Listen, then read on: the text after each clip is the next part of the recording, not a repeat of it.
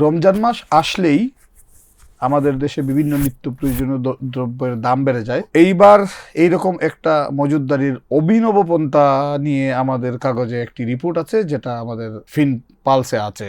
এই বিষয়টা কি আসলে? মেনলি এটা শিপিং ইন্ডাস্ট্রির পার্সপেক্টিভ থেকে রিপোর্টটা এসছে, যে আমাদের চিটাগং ব্যুরোর senior reporter mister Sadat Hossain Chowdhury তিনি পাঠিয়েছেন রিপোর্টটা, যে 700-র বেশি আপনার যে লাইটারেজ জাহাজ এগুলো দেশের নদী এবং বন্দরগুলোতে ভাসছে।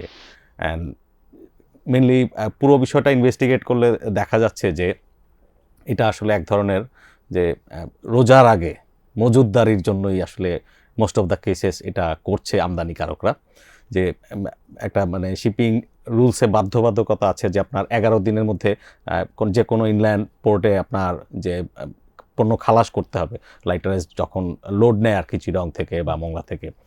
তো 2 মাস পার হয়ে গেছে কিন্তু পণ্য খালাস করছে না, এরকম কেস পাওয়া গেছে। আমরা এমন কতগুলো জাহাজ আছে আসলে? 15 দিন পার হয়ে গেছে 60% জাহাজের।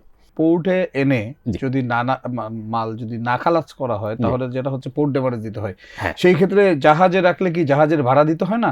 জাহাজের ভাড়া আপনি যা দিবেন তার চাইতে যদি মজুতদারিতে বেশি পেয়ে যান, তখন না হলে তারা কেন এটি করছেন? ওকে। যে আকিজ গ্রুপেরই 70টার বেশি লাইটারেজ জাহাজ আকিজ গ্রুপের কাছে আটকা আছে। জাহাজগুলোতে কি ধরনের পণ্য থাকতে পারে? মেনলি যে বাল্ক কমোডিটি বেশি, যেগুলো আপনার এখানে সিমেন্টের ক্লিংকার থেকে শুরু করে চিনি, তারপরে আপনার অন্যান্য ছোলা, সব ধরনের খাদ্যপণ্য।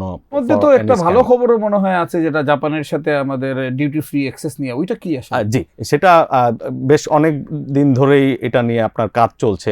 যে আপনি জানেন যে এলডিসি গ্র্যাজুয়েশন হয়ে গেলে আমরা আস্তে আস্তে যে এখন যে শুল্কমুক্ত সুবিধাগুলো পাই বিভিন্ন দেশে, এগুলো আমরা হারাবো, তখন আমাদের এক্সপোর্ট কম্পিটিটিভনেস থাকবে না। এই জন্য সরকার কাজ করছিল। ফর দ্য ফার্স্ট টাইম যে একটা ইকোনমিক পার্টনারশিপ এগ্রিমেন্ট, ইপিএ বলা হচ্ছে সংক্ষেপে, যে এর আওতায় জাপান আমাদেরকে 7,300-র বেশি পণ্য ক্যাটাগরিতে পণ্যে আমাদের শুল্কমুক্ত প্রবেশাধিকার দেবে। আমরাও 1,000-এর বেশি জাপানি পণ্যকে এখানে ডিউটি ফ্রি অ্যাক্সেস দিব। এক। আর সেকেন্ড হচ্ছে যে সার্ভিসে আছে এরকম, আমরা 120টার মতো সার্ভিস ডিউটি ফ্রি জাপানকে দিব। জাপান আগেও তো আমাদের অনেকগুলো পণ্য জাপানে ডিউটি ফ্রি অ্যাক্সেস ছিল। সেইগুলোর সাথে নতুন কি কি এড হয়েছে গুরুত্বপূর্ণ? গুরুত্বপূর্ণ আসলে সেভাবে 7,000 পণ্যের তালিকা, ফ্র্যাঙ্কলি আমরা আসলে তালিকাটি এখনো পাইনি। সেটি যে পরিকল্পনার খসড়াটি চূড়ান্ত যে ড্রাফট, সেটি আজকে ক্যাবিনেটে আমাদের যে অ্যাডভাইজারি কাউন্সিলে অ্যাপ্রুভ হয়েছে। অ্যান্ড 6 ফেব্রুয়ারি এইটি জাপানের সাথে চূড়ান্ত স্বাক্ষরের কথা আছে আর কি।